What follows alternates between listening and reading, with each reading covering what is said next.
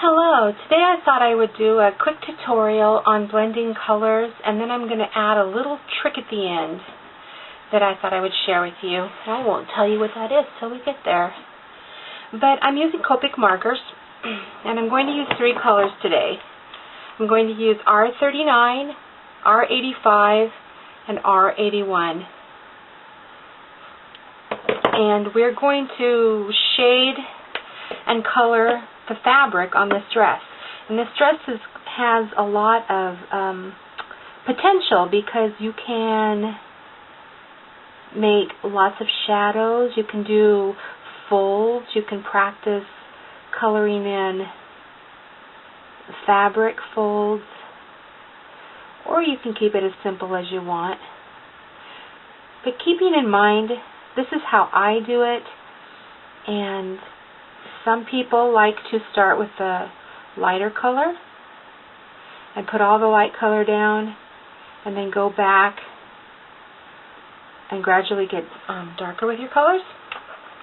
I do things a little bit backwards than what Copic recommends, but it works for me, and maybe it will work for you too, or you can do it the way they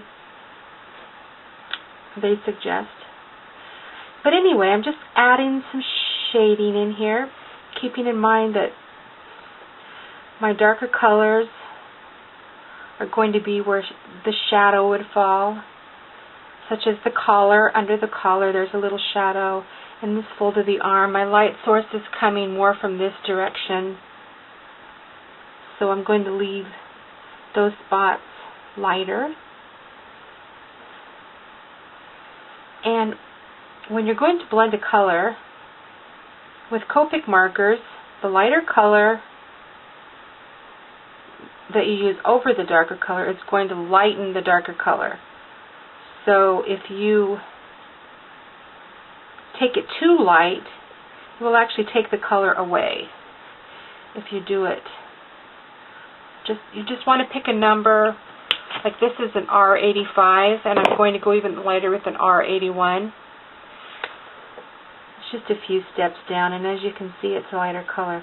Now if I went over the darker color with this lighter color, you can do that, but it might take it down too much. So you want to shade over the R85, and it'll just make it more gradual. And I don't know if I explained that quite well, but maybe you can see what I'm doing.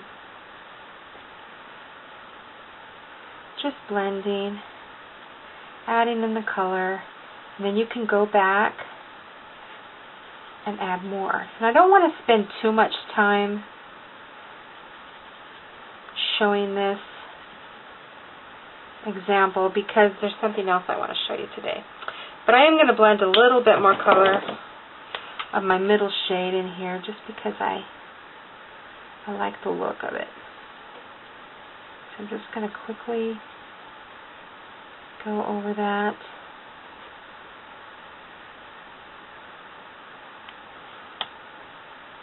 But not too much, because there's an effect I want to show. It's a little technique that I learned, and it's actually kind of a fun thing that you can do, and it adds texture with your Copic markers. And I'm about ready to do that now. So one of the really special tools is a pen called the Colorless blender. The word blender is used really loosely because this doesn't really blend colors. It actually removes colors. And so you can take your tip, and I just decided I'm going to make this a polka dot dress. So I am just going to put my blender down, and it's actually going to remove the color. And I hope that you can see this effect with the camera. But it actually is taking the color away.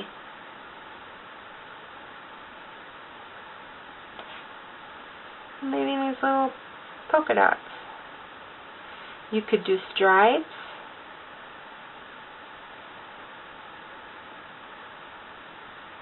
you could do just about any kind of pattern that you wanted to just by using the Colorless blender. And because these are alcohol based, you really aren't picking up any color on your pen. The Colorless blender is also a handy tool for if you make a mistake.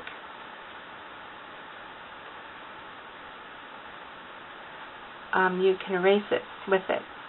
Now, I'm going back over the same places that I've already gone, just because it's going to make it just a little wider. You want to let the first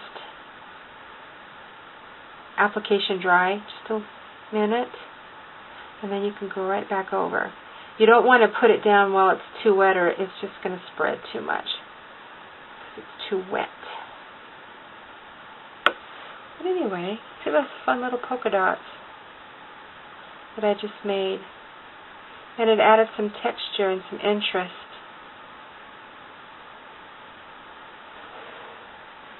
to this picture. Now, it's kind of hard to see, and I don't really have too much going out of the line, but there's a couple little spots on the dress. And I'm taking the chisel tip, and I can just kind of push that color back into it. It isn't really erasing the ink that you've laid down. It is actually moving it, because you're not going to make the ink disappear, but you can move it back into where it needs to go.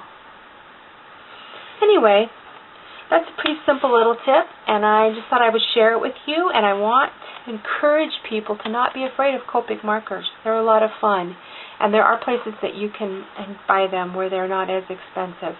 And I would just recommend take a class if you can, or give it a chance, because they're great pens. I think they're actually magic pens. Anyway, I hope this helped you and gave you something new to try.